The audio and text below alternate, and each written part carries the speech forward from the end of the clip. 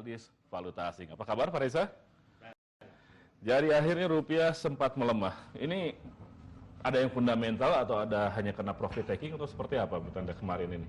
Ya, sebenarnya sih kalau menurut saya itu hanya satu profit taking saja. Karena pada prinsipnya 5 bulan terakhir ini dolar tidak kemana, rupiah tidak kemana-mana terhadap dolar. Artinya begini, dibandingkan dengan kuartal pertama di tahun 2016 itu fluktuasinya terlalu tinggi.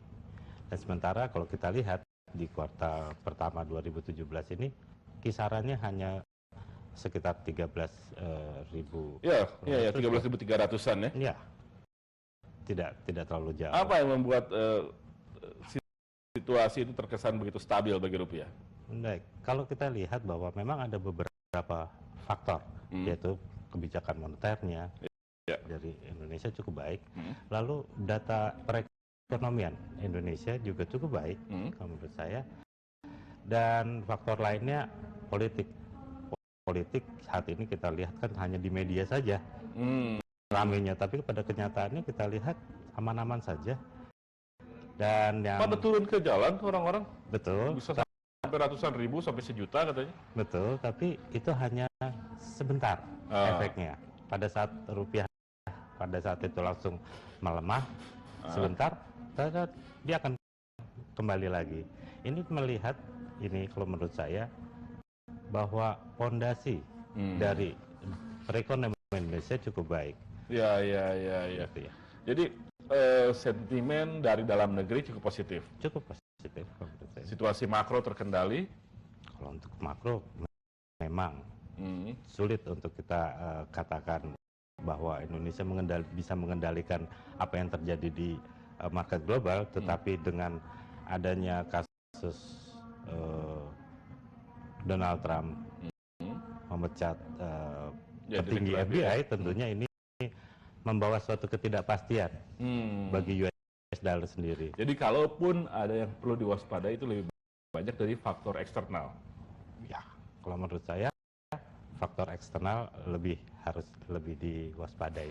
Tapi di pasar modal asing masih banyak melakukan net buying. Jadi apa ini cukup menopang nilai tukar kita kalau situasinya kecenderungannya seperti itu? Sebenarnya kalau kita lihat dengan adanya net buying, tentunya kepercayaan terhadap pemerintah Indonesia cukup baik. Kinerja dari tim ekonomi Indonesia. Dan itu artinya memperkuat posisi nilai tukar karena banyak sekali. Betul. Dia banyak membeli gitu ya. Betul. Oke. Persepsi investor terhadap perekonomian Indonesia seperti apa menurut Anda saat ini? Sentimennya cukup baik ya, karena kalau kita lihat dari datanya, untuk neraca perdagangannya surplus sekitar 1,2 miliar. Lalu cadangan devisanya juga udah baik, hampir gitu mencapai yang tertinggi. Mau tidak mau, kalau menurut saya tidak ada alasan bagi para pelaku pasar untuk mengatakan bahwa ekonomi Indonesia kurang baik. Tapi mengapa rupiah tidak bergerak menguat signifikan? Baik, sebenarnya begini, kalau kita berbicara masalah kebijakan moneter, kebijakan moneter tidak hanya mengatur tentang masalah fluktuasi. Yang penting adalah bukan permasalahannya menguat atau melemah, tetapi kestabilan itulah yang diinginkan oleh para pelaku pasar. Kestabilan yang tidak terlalu banyak goncangannya, sehingga mereka bisa berbisnis, mereka bisa berdagang. Tapi apakah dengan level saat ini cukup menguntungkan untuk kita? Tidakkah kita mencoba menjajaki level di mana rupiah lebih kuat sedikit daripada sekarang? Kita akan bahas itu di segmen berikut. Pemirsa, jangan kemana-mana, Market Now akan segera kembali. Tetaplah bersama kami.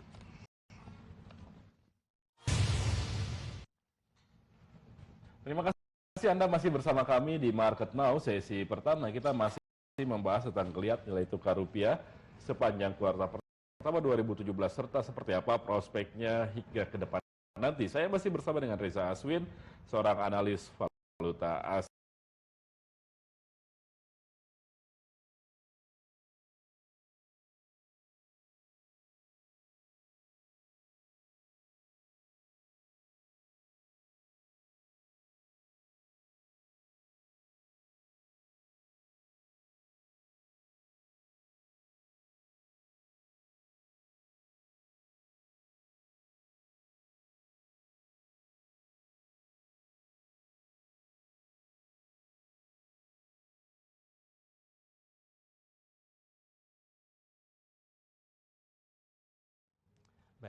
Inflasi. Sebenarnya inflasi ini kan bukan permasalahan tinggi atau rendahnya, tapi bagaimana suatu bank sentral bisa mengendalikan, pemerintah bisa mengendalikan inflasi ini. Nah, tentunya kalau kita lihat inflasi saat ini sekitar 4,1. Lalu target dari APBN itu adalah 4% plus minus 1%. Kalau menurut saya wajarlah ya. Saat ini di kuartal pertama cukup Tinggi. Ini kan kuartal kedua kita akan menghadapi bulan Ramadan, Lebaran, tahun ajaran baru. Banyak sekali konsumsi yang harus dikeluarkan oleh masyarakat yang mungkin akan mendorong nilai inflasi ke atas. Baik. Memang ada satu faktor di mana pada bulan-bulan tersebut inflasi kita akan naik. Tapi kita juga harus mengerti bahwa adanya defisit ya dari deflasi di angkutan umum tentunya, lalu adanya pengendalian di barang-barang yang disubsidi oleh pemerintah, itu tentunya akan menyumbang penurunan inflasi. Jadi mau tidak mau inflasinya jangan terlalu tinggi, itu kan yang diharapkan. Ya, cuma masalahnya kita melihat kuartal kedua ini mungkin akan naik cukup tinggi juga kalau kebutuhan publik semakin tinggi, lalu harga listrik sudah dinaikkan, BBM mungkin akan naik karena harga minyak pasar dunia juga sudah kecenderungannya sudah naik. Baik, sebenarnya semua itu sudah diantisipasi di dalam perhitungan APBN. Kenapa? Karena begini, karena semenjak kita ketahui bahwa OPEC telah mulai menurunkan produksinya. Targetnya untuk minyak dunia itu sekitar $60 per barrel. Sedangkan hari ini aja kita masih melihat masih ada di 49 US dollar per barrel. Sampai 53. Sampai 53 ya. Jadi kalau menurut saya tidak dikeluarkan kedua ini maksimal, kalau toh dia harus naik, inflasinya harus tinggi, menurut saya tidak akan melebihi 5. Tidak akan melebihi 5. Dan itu masih masuk di dalam range yang dalam pertumbuhan ekonomi Indonesia. Suku bunga BI dipertahankan 4,75 dari repo rate. Ya, mungkin hari ini beliau sedang sidang gitu ya. Dan dengan adanya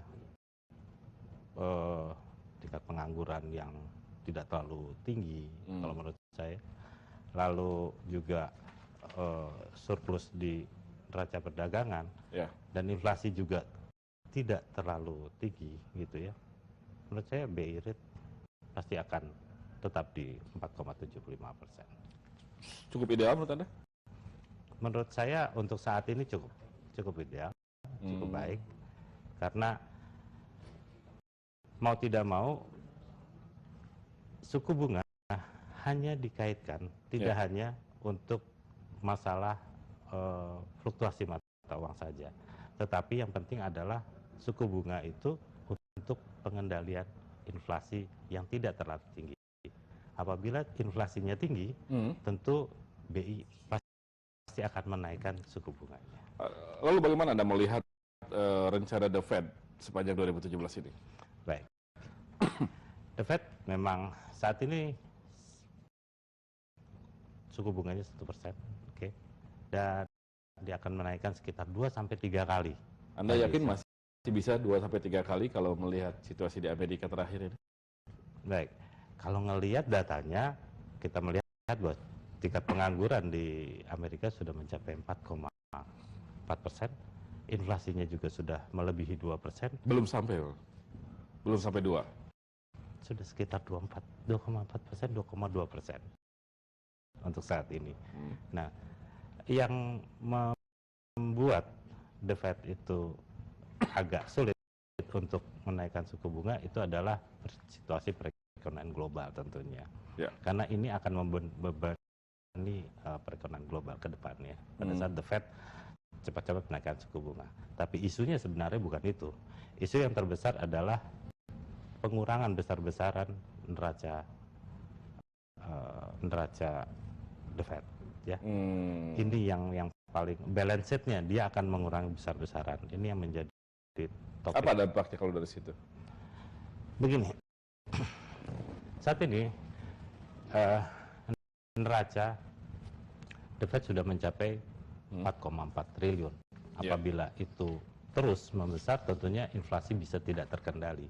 Nah, pada saat inflasi tidak terkendali, the Fed akan menaikkan suku bunga lebih cepat daripada jadwalnya. Dan ini sangat membebani perekonomian global. Baik, tentunya. kita punya data mengenai pergerakan nilai tukar rupiah terhadap dolar Amerika sepanjang Januari hingga 17 Mei 2017. Kita akan simak seperti apa pergerakan nilai tukar rupiah. Pada 3 Januari, rupiah diperdagangkan rata-rata di 13.476 dolar per dolar Amerika.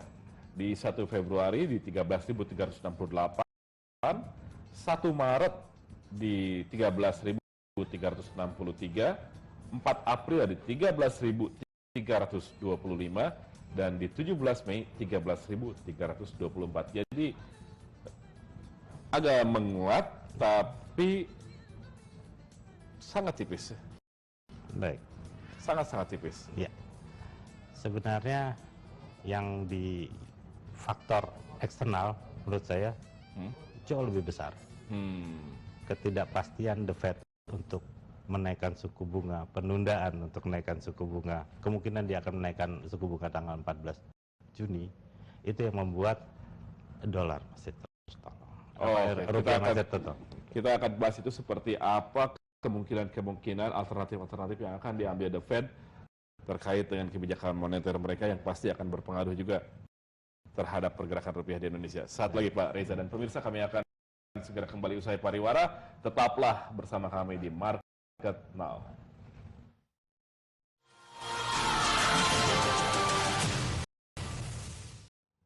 Baik, inflasi. Sebenarnya inflasi ini kan bukan permasalahan tinggi atau rendahnya, tapi bagaimana suatu bank sentral bisa mengendalikan, pemerintah bisa mengendalikan inflasi ini.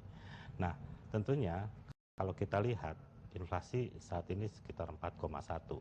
Lalu target dari APBN itu adalah 4% plus minus 1%. Kalau menurut saya wajarlah ya. Saat ini di kuartal pertama cukup. Ini kan kuartal kedua kita akan menghadapi bulan Ramadan, Lebaran, tahun ajaran baru. Banyak sekali konsumsi yang harus dikeluarkan oleh masyarakat yang mungkin akan mendorong nilai inflasi ke atas. Baik.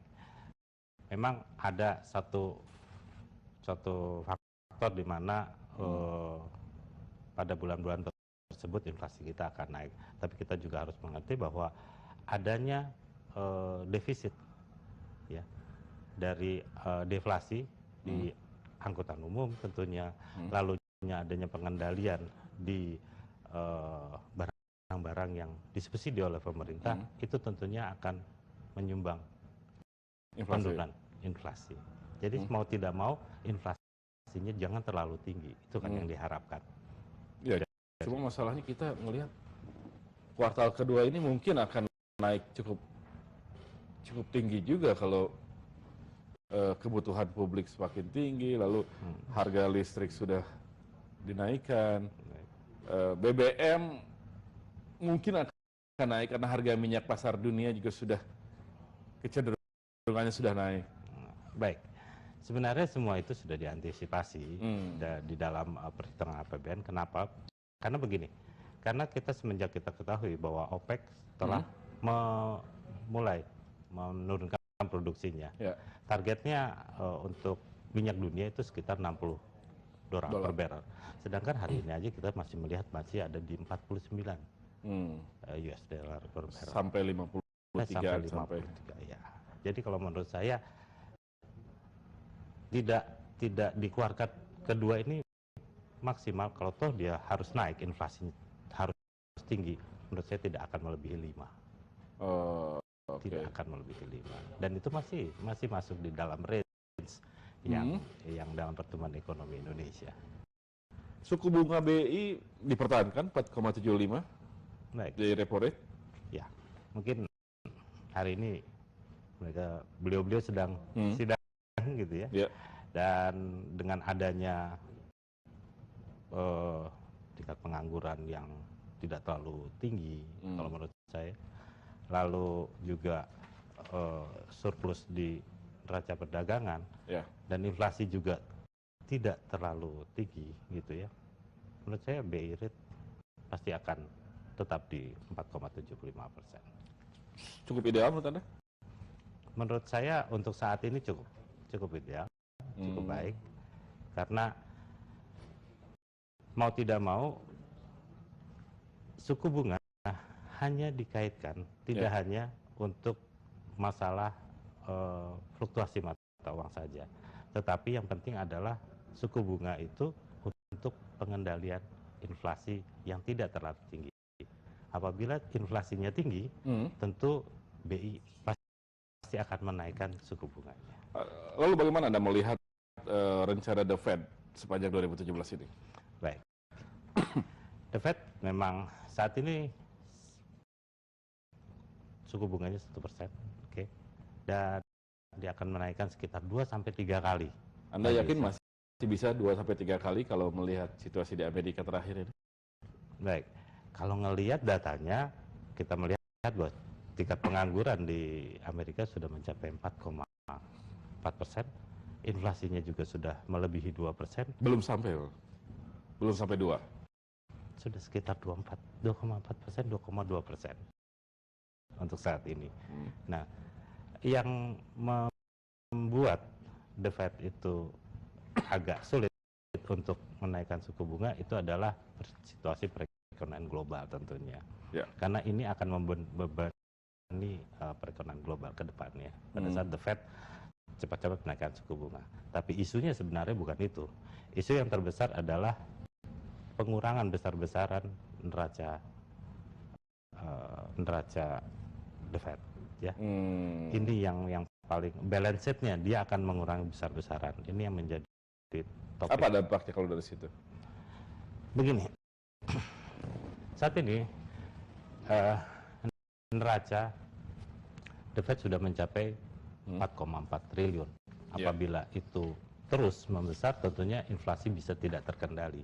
Nah, pada saat inflasi tidak terkendali, The Fed akan menaikkan suku bunga lebih cepat daripada jadwalnya. Dan ini sangat membebani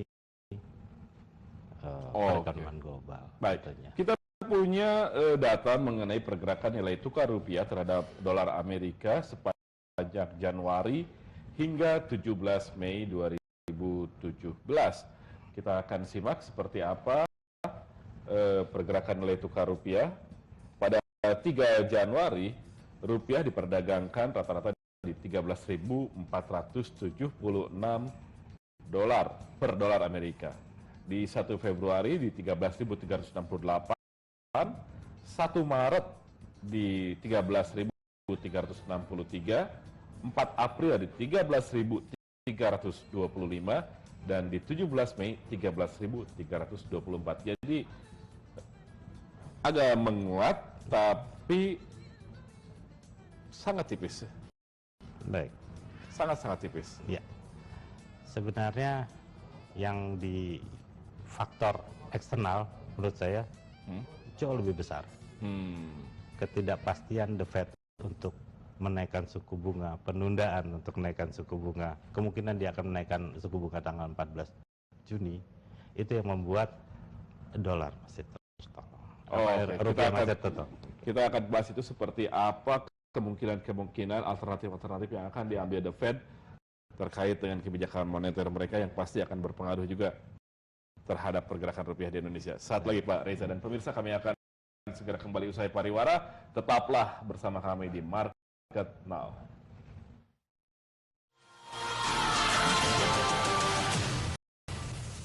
Terima kasih Anda masih bersama kami di Market Now sesi pertama, dan pemirsa, prediksi bahwa kenaikan suku bunga acuan Bank Sentral Amerika Serikat, The Federal Reserve, pada Juni 2017 diduga semakin menguat. Namun para ekonom Indonesia berharap Bank Indonesia tidak mengubah kebijakan moneternya.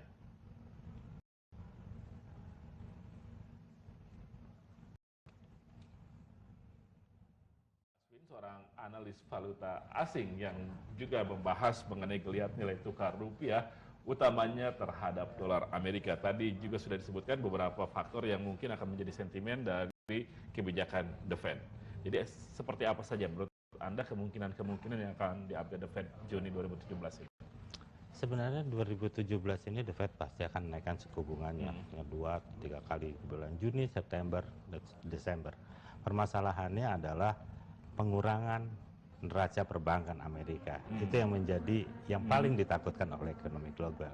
Meskipun itu bertahap juga. Kenapa? Akan bertahap juga. Betul, akan bertahap pastinya.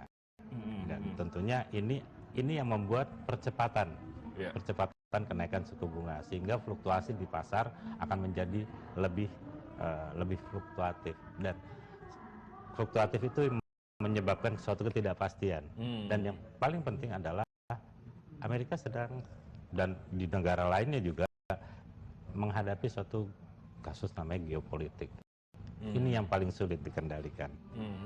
Baik mulai dari Donald Trump, masalah pemecatan petinggi FBI sampai adanya ketegangan antara Korea Utara dengan Amerika. Ini yang paling sulit. Ini pun yang akan membuat dolar pasti akan gonjang-ganjing ke depannya. Jadi kemungkinan dolar yang justru tidak akan stabil. Betul. Tapi ketika dolar tidak stabil, maka rupiah akan merasakan dampaknya juga. Betul. Oke. 4,75 menurut Anda memang tepat dipertahankan meskipun katanya The Fed akan menaikkan di Juni nanti? Untuk saat ini kita tidak melihat bahwa adanya suatu pengaruh yang besar ke depannya. Yang penting adalah buat kami adalah adanya suatu data ekonomi, fondasi ekonomi yang cukup kuat dan kebijakan moneter yang cukup akomodatif. Pada saat semuanya menjadi sulit, tentunya BI biasanya mengeluarkan suatu stimulus. Pemerintah pun juga mengeluarkan suatu percepatan. Ini yang penting. Sejauh ini sendiri tidak bisa banyak yang bisa melakukan analisis terhadap kebijakan politik di Amerika. Karena memang sangat unik dengan kepemimpinan Donald Trump ini. Jadi apa yang bisa kita jadikan patokan dari sikap The Fed? Berkali-kali orang mengatakan 3 kali The Fed akan menaikkan suku bunga tahun ini, tapi kemudian belakangan ada mulai keraguan. Mungkin The Fed juga tidak akan terlalu berani untuk menaikkan suku bunga karena dia ingin juga menggenjot pertumbuhan dan lain sebagainya. Apa yang bisa dibaca dari sikap? Sebenarnya ini ada suatu ketidakseimbangan untuk sementara ini antara kebijakan moneter Amerika dengan kebijakan fiskal di Amerika. Sebenarnya ketidakseimbangan ini berbeda karena presiden yang sekarang ini memang dari pengusaha, sehingga agak sulit untuk menyelaraskan kebijakan antara kebijakan moneter dengan kebijakan fiskal yang ada. Berbeda dengan presiden yang dulu. Itu sangat kooperatif sekali terhadap pasar. Sehingga kita bisa melihat bahwa dolar pada saat itu memang terus naik, nanjak, dan semua programnya itu selalu mendukung kebijakan yang ada, kebijakan moneter yang ada. Sehingga kita lihat bahwa tidak ada gejolak-gejolak politik atau geopolitik yang bisa menghambat terjadinya suatu pergerakan atau fluktuasi yang sangat tinggi. Oke, kalau demikian berarti hampir semua negara di dunia mengambil sikap jaga-jaga. Betul. Pada intinya adalah di satu sisi memang The Fed ingin menguatkan mata uang. Di satu sisi lagi dalam kebijakan fiskalnya dan geopolitiknya memang sangat berisiko.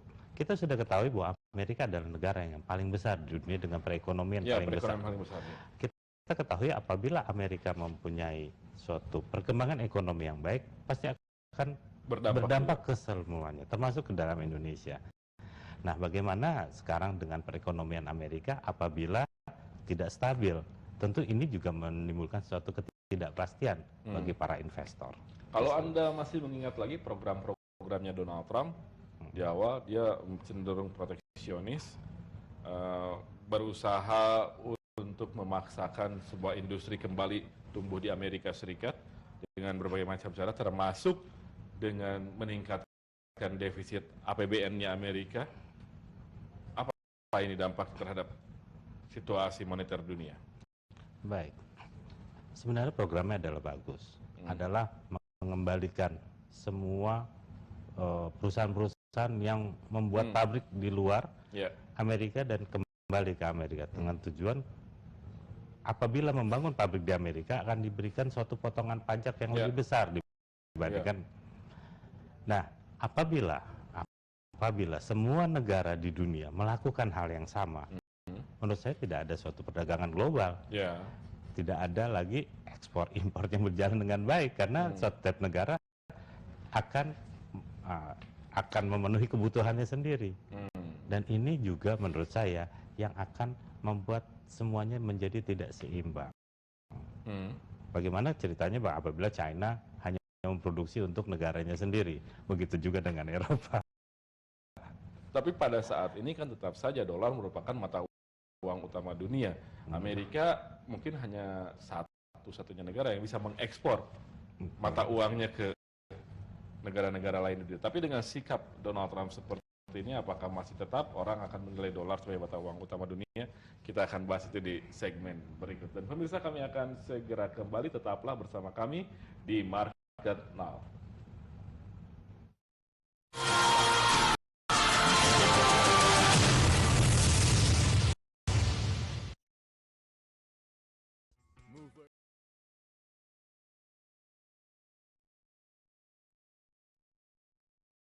Kita masih membahas tentang geliat nilai tukar rupiah sepanjang kuartal pertama 2017, juga prospek ke depannya. Saya masih bersama dengan Reza Aswin, seorang analis valuta asing. Dan tadi sudah disebutkan bagaimanapun Amerika adalah satu-satunya negara yang bisa melakukan ekspor mata uangnya ke seluruh dunia. Laku di mana saja.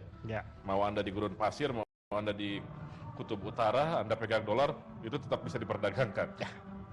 Ya. Intinya adalah saingan dia hanya cuman gold, emas. Nah, itu tadi. Jadi ketika situasinya seperti ini, apakah prospek dolar sebagai mata uang utama dunia masih tetap akan berlanjut? Sampai saat ini semua perdagangan di dunia masih menggunakan US dollar. Kita sudah mengetahui adanya SDR atau Special Drawing Right, yaitu mata uang di dunia itu cadangan devisinya hanya bisa dihitung dalam bentuk US dollar, lalu pound sterling, euro, Jepang. Belakangan yuan katanya mau dimasukin ke dalam basket itu. Betul, tetapi kita harus tunggu Oktober karena tentunya dunia harus melihat apakah dia masih transparansi. Kita ketahui bahwa China yuan itu masih mengandalkan, dia tidak floating rate, dia masih fixed rate. Dan kita ketahui bahwa itu pasti tidak transparan karena masih ada campur tangan intervensi dari pemerintah. Jadi kalau di pasar yang floating, kita nanti akan tahu seperti apa sebetulnya kekuatan yuan. Betul. Dan sekarang ini masih ditopang oleh kebijakan moneternya yang fixed rate itu tadi ya. Betul, dan ini pula lah yang dikatakan Donald Trump bahwa adanya suatu manipulasi di mata uang. Oke, tapi bagaimana mata uang lain? Euro kelihatannya bermasalah, pound juga mungkin agak sulit setelah Brexit. Apakah ada kelusuan yang juga dihinggapi oleh perekonomian dunia dengan persoalan-persoalan yang terjadi di sejumlah kawasan ini? Nah, baik, kalau kita melihat nilai tukar, memang euro mengalami suatu tekanan yang hebat. Tetapi kita bisa lihat dalam beberapa bulan terakhir ini, mulai dari Januari, kita lihat bahwa Eropa sudah mulai bangkit. Intinya adalah ekspor mereka mulai jalan. Perkembangan ekonominya mulai baik. Data-data ekonominya sudah membaik. Dan saya melihat bahwa kebijakan Euro Central Bank dengan mengadakan taper, artinya sudah mulai memotong yang tadinya 80 miliar euro setiap bulannya, sekarang hanya sekitar 60 miliar euro satu bulannya yang dilempar ke pasar atau pengucuran dana. Dan ini mengindikasikan bahwa ke depannya ekonomi Eropa sudah mulai membaik, dan secara umum memang ekonomi global menurut saya sudah membaik, dan ditandai dengan naiknya nilai harga komoditas. Tapi ekonomi global seperti yang sudah kita sepakati dari awal itu sangat dipengaruhi oleh apa yang terjadi di Amerika juga. Jadi kira-kira seperti apa kemungkinannya kalau Donald Trump juga belum tentu berhasil dengan program-programnya? Oke, jadi mungkin begini, ada beberapa negara besar yang mempengaruhi perekonomian global. Tentunya yang pertama adalah Amerika, yang kedua adalah China, yang ketiga tentunya adalah Uni Eropa. Inilah negara-negara yang sangat berpengaruh terhadap ekonomi global. Nah, beberapa waktu yang lalu memang 2008 Amerika punya permasalahan, lalu dia cetak uang dan segala macamnya, taper dan segala macamnya, akhirnya inflasinya bisa mendekati 2 dan tingkat pengangguran di bawah 5%. Nah, di tahun 2016 kita sudah tahu sama-sama bahwa China yang kebagian kena krisis moneter pada saat itu. China benar-benar mengalami suatu shock masalah financing. Nah, sekarang Eropa juga tahun 2016, akhir 2016 juga mengalami suatu goncangan. Tapi kita lihat di tahun 2017 ini semua mulai membaik. Gitu ya. Ekonomi global di ketiga negara tersebut sudah. Tapi kan bulan Juli nanti itu ada waktu jatuh tempo buat Yunani. Kalau ada apa-apa lagi dan masih gagal juga kan itu bisa mengganggu juga pada euro secara keseluruhan. Betul, sebenarnya masalah Yunani itu bukan masalah Eropa. Sebenarnya itu adalah masalah dunia. Kenapa? Karena Yunani itu meminjam uangnya tidak sama negara-negara Eropa saja, ke seluruh dunia. Pada saat dia melakukan gagal bayar, tentunya ini akan mempengaruhi semuanya. Tapi kalau saya lihat beberapa kali Eropa selalu membantu Yunani untuk menyelesaikan masalahnya. Ya. Anda yakin jadi bulan Juli ini pun akan bisa dilewati dengan solidaritas dengan negara Eropa yang lain? Banyak sekali yang kita lihat bahwa dengan keluarnya Inggris, lalu nanti Eropa akan hancur. Lalu kemarin juga ada suatu isu dengan naiknya calon dari Le Pen, dari Brexit itu juga akan menghancurkan. Tapi ternyata kalah, ternyata semuanya jalannya normal gitu ya, tidak terjadi apa-apa. Dan saya juga yakin bahwa itu pun terjadi beberapa tahun yang lalu juga. Yunani dikatakan gagal bayar gitu ya, dan segala macamnya, semuanya bisa diselesaikan dengan baik. Tujuannya hanya satu, bahwa tidak ada suatu kebijakan negara manapun yang ingin menyusahkan rakyatnya, itu yang penting. Dan semuanya kepingin berujung dengan suatu kestabilan. Tapi kalau kita kembali lagi ke Donald Trump, yang dia lakukan kan sama sekali di luar kelaziman. Betul. Sama sekali di luar kelaziman, dan Xi Jinping dari China seolah-olah merespon itu dengan menyatakan dia juga bisa membentuk blok perdagangan sendiri. Nah, situasi-situasi yang seperti ini tidak akan mempengaruhi psikologi para investor dunia, termasuk juga kemudian ke rupiah nantinya? Ya, inilah sebenarnya yang perlu dicermati adalah faktor-faktor seperti ini. Sulit memang saat ini sulit memprediksi bagaimana kebijakan-kebijakan dari Presiden Amerika yang baru seperti ini, karena beberapa kebijakannya yang sudah akan dimasukkan ke Kongres pun banyak yang ditolak. Ini juga lah yang membuat pasar akhirnya mulai melihat suatu ketidakpastian, dan itu juga yang menyebabkan saat ini harga emas dunia terus melambung.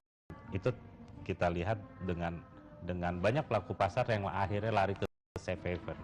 Pada akhirnya ketika situasi tidak pasti, emas yang menjadi pilihan. Ya. Kita akan lanjutkan perbincangan setelah pariwara. Raja Aswin dan pemirsa, kami akan segera kembali di Market Now.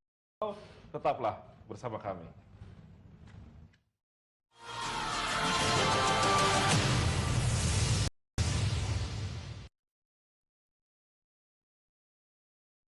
News Screen on IDX Channel.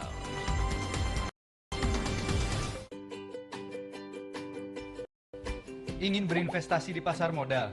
Percayakan saja ke perusahaan kami yang sudah dijamin oleh KPEI. KPEI adalah lembaga clearing dan penjaminan yang menjadi perantara antara penjual dan pembeli yang tidak saling kenal. Fungsi KPEI untuk menentukan hak dan kewajiban, serta memastikan dipenuhinya seluruh hak anggota clearing saat jatuh tempo. Jadi, jika terjadi kegagalan penyelesaian dari anggota clearing tertentu, anggota clearing lainnya tetap menerima hak-haknya. Hadirnya KPEI membuat penyelesaian transaksi bursa menjadi aman, efisien, dan terjamin. Bagaimana trading Anda di sesi pertama tadi? Your business reference and the latest stock recommendation. Satu visi, satu optimis dengan Adaro dengan proyeksi harga batubara di 2017 ini. Only on IDX Channel. By the end of the weekend, you might want to review the whole thing together and prepare for what will happen next week. Pertumbuhan ekonomi tahun 2018 sebesar 5,4%. With the outlook, it will be easy to do.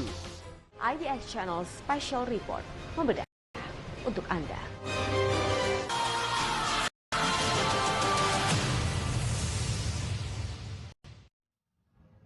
Terima kasih Anda masih kembali di Market Now, dan pemirsa, para pelaku pasar kembali bertanya-tanya tentang situasi yang sesungguhnya terjadi dalam perekonomian Republik Rakyat Tiongkok atau China. Pemicu spekulasi itu adalah langkah People Bank of China atau Bank Sentral China yang menyuntikkan dana dalam jumlah yang sangat besar ke pasar keuangan China.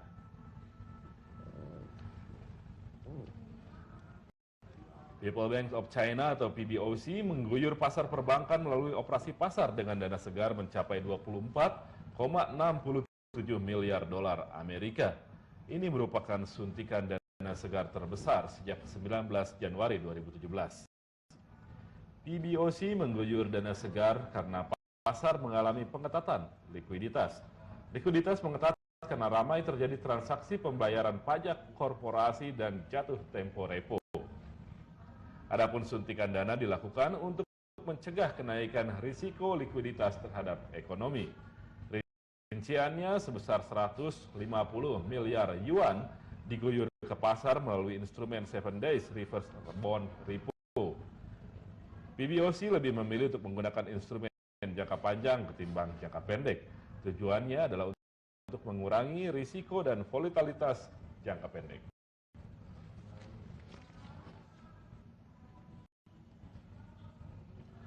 Kita lanjutkan kembali perbincangan dengan Pak Reza Aswin mengenai geliat nilai tukar rupiah. Baru saja kita simak apa yang terjadi di China.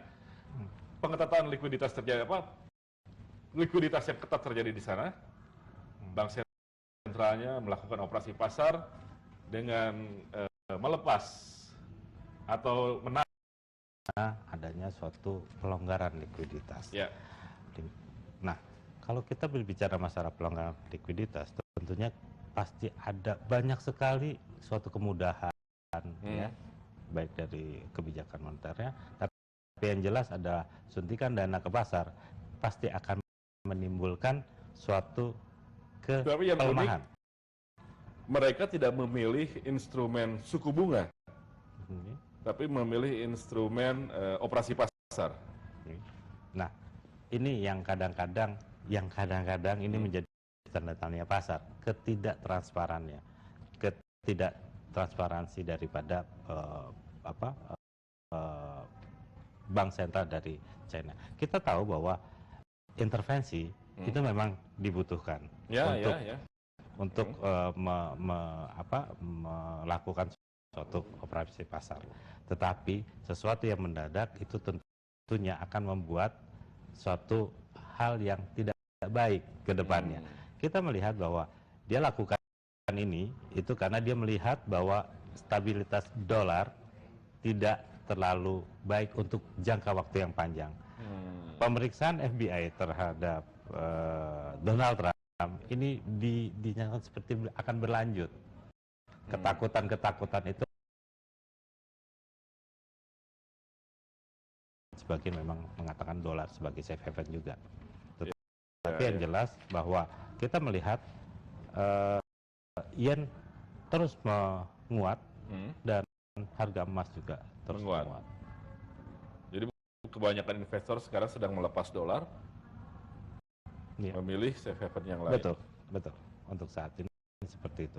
Dan cuman yang dipilih bukan rupiah seperti itu. Sebenarnya bukan sama investor internasional. Betul. Safe haven lah yang sedang dikejar. Tapi bagaimana Anda melihat pergerakan dari mata uang lain yang peer dengan rupiah? Situasinya tidak terlalu jauh. Apakah mereka juga mengalami penguatan tipis terhadap dolar atau seperti apa? Negara-negara tetangga misalnya? Sama seperti Malaysia, Singapura. Tetapi memang fluktuasinya tidak sestabil rupiah.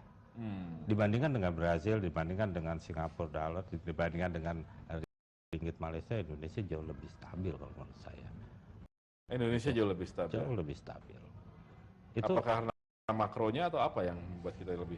Yang jelas mikronya juga cukup baik sih. Oke. Jadi dengan situasi-situasi seperti ini cukup banyak gambaran yang bisa kita dapatkan apa yang akan terjadi di 2017. Lalu apa menurut Anda yang bisa menjadi alternatif atau tindakan yang bisa dilakukan, antisipasi yang bisa dilakukan oleh baik kalangan korporasi atau kalangan government di Indonesia paling tidak hingga akhir tahun 2017 yang akan datang? Kita akan bahas itu di segmen terakhir. Masih punya satu segmen lagi kita Pak Reza Aswin dan pemirsa, kami akan segera kembali. Tetaplah bersama kami di Market Now.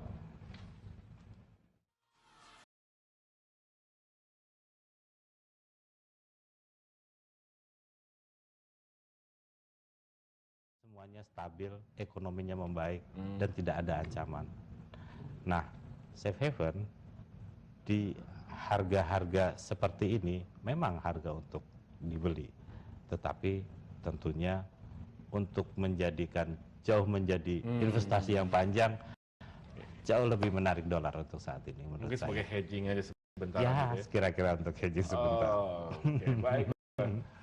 Mudah-mudahan Anda menyimpan optimisme terhadap situasi ke depan dan itu mudah-mudahan benar-benar bisa terjadi, Bung Reza Aswin. Ya. Terima kasih atas bincang-bincang kita. Semoga semuanya bisa bermanfaat dan semoga kita bisa menarik hikmah terpenting dari apa yang terjadi dalam perekonomian global atau domestik selama beberapa bulan terakhir. Dan pemirsa, demikian tadi Reza Aswin, seorang analis valuta asing, membahas mengenai geliat nilai tukar rupiah. Saksikan terus Market Now karena sebentar lagi ada rekan saya Prisa Sombodatu yang akan mengupas mengenai pergerakan indeks saham jelang penutupan sesi pertama. Market Now akan segera kembali. Saya Hardi Hermawan undur diri. Sampai jumpa. Terima kasih.